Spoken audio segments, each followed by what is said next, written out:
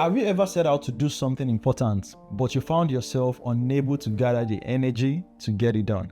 It's not that you don't want to do it, you just might not be physically or mentally prepared at the right moment.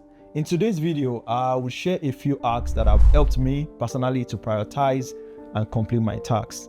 Hacks number 4 and 5 are my all-time favorites, so make sure you watch until the end. I would like to ask you a question real quick. Why do you think we procrastinate? Have you ever considered the impact of procrastination on your productivity? For me, it's something I'm very conscious about. If you know me, you will notice that I value my time and I use it wisely. I tend to juggle multiple tasks, so I'm always sort of like mindful of how I spend each moment. Don't get me wrong, I still take out time to relax and enjoy life with family and friends. But at the core of it, I ensure that my time is spent intentionally. And before we dive into the hacks, let's establish something that is very important, especially to me, and I sort of like discovered this of recent. I believe that time is more valuable than money. And here is why. If I give you $100, I can negotiate to get it back. But if I give you 1 hour of my time, I can never get it back. That's why I sort of like consciously and meticulously manage my time and avoid procrastination as much as possible. Some people say, I will do it later when I have, more energy. But here is the reality check. Procrastination is actually a sin. James chapter 4 verse 17 says, whoever knows the right thing to do and fails to do it, for him it is sin. I'll say that again. Whoever knows the right thing to do and fails to do it, for him it is sin. The Bible also warns us against procrastination several times in Proverbs. So you have to read Proverbs chapter 18 verses 9, chapter 12 verses 24, chapter 20 verses 4, and chapter 27 verse 1. See, these verses highlight both the causes and consequences of delaying important tasks. Before I ramble a lot, let's get into all of the hacks that I use or have used to tackle procrastination. So the first hack is to prioritize your daily task. Prioritize your daily tasks. I know you must have heard this several times. So you start, by setting clear, achievable goals. When you set unrealistic goals, they become overwhelming and would lead to procrastination, obviously. My daily tasks are very, very simple and straightforward. For example, I would put down or I'll take a mental note. Today you are reading 10 verses from Proverbs chapter 1. Today you are writing a script for your next video. Today you are reading a chapter of a book. Today you are researching a new technological concept. Find something to learn. Even if my day gets busy, I ensure that I complete at least 50% of the tasks I have set out to do, because I understand that progress is key. And also, one key principle that has helped me is the 2-minute rule from David Allen's book, Getting Things Done. It says if a task takes 2 minutes or less, do it immediately. This simple habit prevents small tasks from piling up and creating stress. The second hack is that I've leveraged or that I use is called time blocking, right? And one of the most effective ways to beat procrastination is time blocking.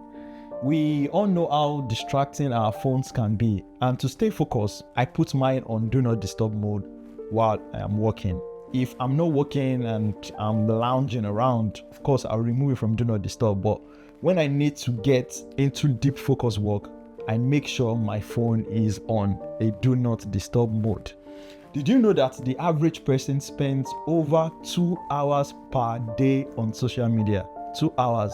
I can bet it with you that I personally, if I'm not lying, I probably spend more than that on social media. Now, imagine if you redirect even half of that time to meaningful work by starting small. For example, you can set a 15-minute alarm for reading, studying, or working on a task. If an hour feels overwhelming, and trust me, at the start, if you set 1 hour goal, it might feel overwhelming. 1 hour would feel like a lot of time to you. unless you are enjoying what you're doing.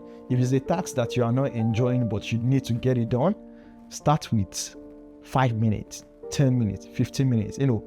Begin with something simple and build from there. I learned this from Carl Newport's book, which I think is titled Deep Work. They said to truly focus, you must eliminate distractions and create structured blocks of time for deep and meaningful work, right? Again, ensure you are time blocking whenever you set goals and to-do lists for your daily activity, right? Act number 3 is collaborate with others. Find a friend or an accountability partner who shares your goals. This is really important. Find someone who shares your goal. For example, if you've been postponing gym session, just get a gym buddy. When one of you lack motivation to go to the gym, the other can provide encouragement. Even though I personally loved going to the gym, I still have gym partners who pushes me on days when I don't feel like working out. This technique alone has boosted my consistency and prevented burnouts. There is also science behind this study, that shows that accountability increases the likelihood of success by up to 95%. 95% is a lot, right? So if you have an accountability partner, they are more likely to put you in the position of you succeeding. So if you want to stay committed, involve someone who can hold you accountable. It's just that simple. Now, act number 4, which is one of my favorite acts, right? Do the task or do nothing. Do the task or do nothing. You might ask me, what does this mean? This method comes from one of the famous crime novelists. You guys might know it or not. His name is Raymond Chandler. He advises writers who are struggling with procrastination to either write or absolutely do nothing. And for example, if you are stuck on a task, you can go to the window and stay outside. Don't check your phone, don't sit down, don't sleep on the bed, do nothing. Just keep staring at the window. What this does in your mind, or Chandler believes that eventually the discomfort of doing nothing would push you to choose productivity over inactivity, right?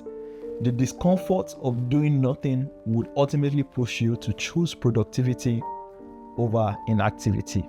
I think you should give this a try, at least just once. Give it a try and you see how productive you would be. You'll likely find yourself completing this task instead of wasting time.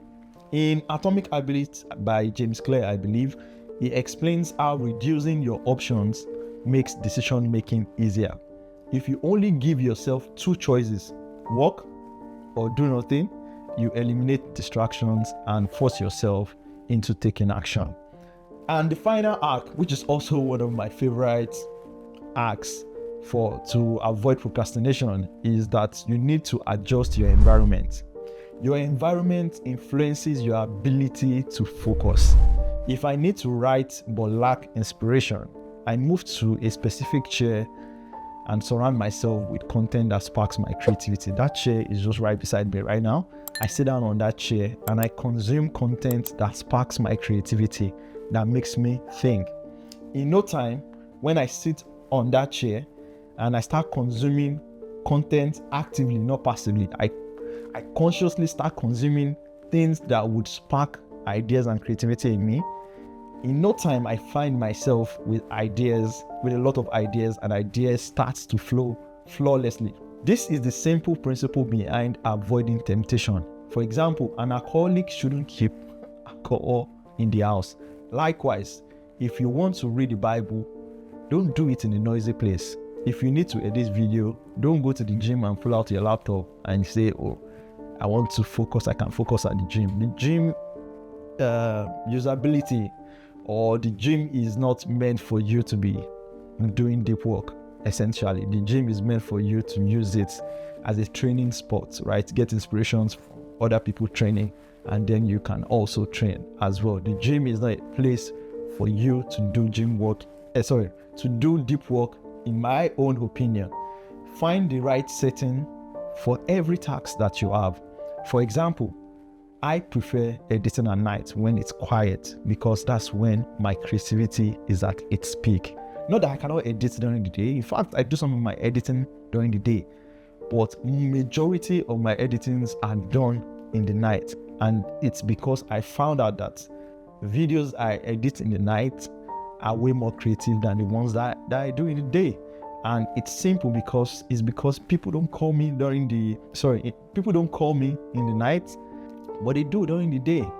I can start editing a video and then a call comes in and the call can distract me for another 1 hour, an hour and a half, right? Like I said, my time is important. So sometimes when I know that I'm going to be on the call for a very long time, I don't pick the call, right? But there are some activities that I can multitask on, right? If it's an activity that I don't really need to use my brain, I can pick the call, have the discussion, and I can keep performing the other tasks on my PC without stressing. At the end of the day, you just need to find what works for you.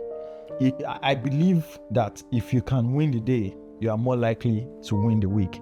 And if you can win the week, you can win the month, the year, and ultimately life in general. So take advantage of your time while you have it. There is a saying that goes like this: tomorrow's regret is caused by today's inaction. I'll say that again. Tomorrow's regret is caused by today's inaction. So don't let procrastination steal your future. Win the day and success will follow.